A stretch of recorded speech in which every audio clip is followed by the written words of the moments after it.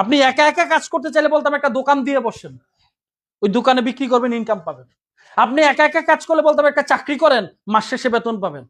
আমি বলছি না, আপনি যেই কাজটা করছেন এই কাজটা 1000 ব্যক্তির মধ্যে ডুপ্লিকেশন করেন। আপনি একা করবেন? নো, আপনি 2 জনের মধ্যে করবেন, ওই 2 জন আরো 4 জনের মধ্যে করবে, 4 জন আরো 8 জনের মধ্যে করবে।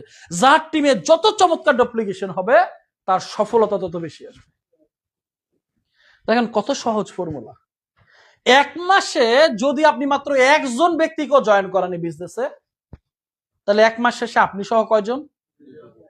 আচ্ছা, দ্বিতীয় মাসে কয়জনে কাজ করবেন? 2 জনে। 2 জন যদি 2 জনকে জয়েন করেন, মানে একজন একজন করে, তাহলে দ্বিতীয় মাস শেষে কয়জন আপনার টিমে মেম্বার?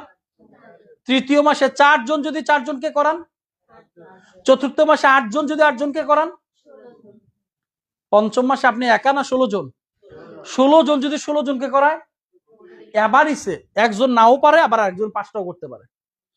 এরপরের মাসে সপ্তম মাসে যদি 64 জন 64 জনকে করায়, 128।